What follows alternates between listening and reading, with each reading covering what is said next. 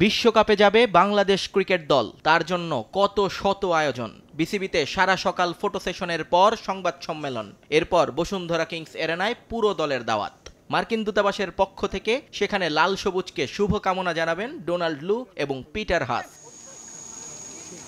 কিন্তু সময় স্বল্পতায় বদলে যায় অনুষ্ঠানের ধরন। যাদের জন্য আয়োজন সেই ক্রিকেটাররাই নাকি আসতে পারবেন না। তাই বলে কি আর বন্ধ হয়ে যাবে শুভেচ্ছা জানানো? তা কি করে হয়?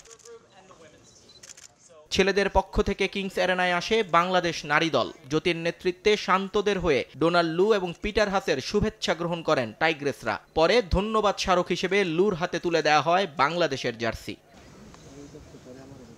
এখানেই শেষ নয়, নারী দলের সঙ্গে একটা প্রীতি ম্যাচে অংশ নেন দুই বিদেশি মেহমান। আম্পায়ার হিসেবে দায়িত্ব পালন করেন সাথীরা জাকির জেসি। ব্যাট বল হাতে মজার ছলে উপস্থিত সবাইকে আনন্দে মাতিয়ে রাখেন তারা। পরে সংবাদ মাধ্যমের কাছে বাংলাদেশ ক্রিকেট দলকে শুভেচ্ছা বার্তা দেন সফররত মার্কিন সহকারী পররাষ্ট্রমন্ত্রী ডোনাল্ড লু। নগদে 500 টাকা বা তার বেশি পেমেন্টে পেতে পারেন ঢাকায় জমিসহ 20 কোটি টাকার পুরস্কার।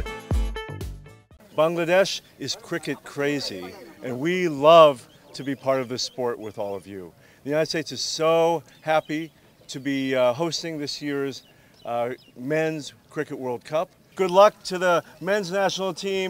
We hope you come back with victory from the United States. পরে শান্ত তাসকিনদের শুভেচ্ছা জানান জ্যোতিও। সিনিয়র জুনিয়রদের মিশেলে গড়া এ দল ভালো পারফরমেন্স উপহার দেবে বলে আশা নারী দলের অধিনায়কের। এবার আমাদের জন্য বলবো যে সিনিয়ররা কিছু প্লেয়াররা আছেন যারা ভালো ছন্দে আছেন হয়তোবা।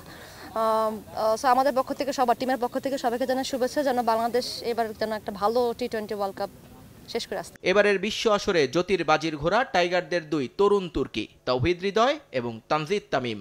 আমার দুটো প্লেয়ারকে অনেক বেশি পছন্দ, আমি বলবো তাদের ব্যাটিংটা অনেক পছন্দ। সেটা তানজিদ তামিম, আপনারা নিজেরাও জানেন ও খুব ভালো ব্যাটিং করে ইয়াং প্লেয়ার হিসেবে, এবং তাওহিদ হৃদয়।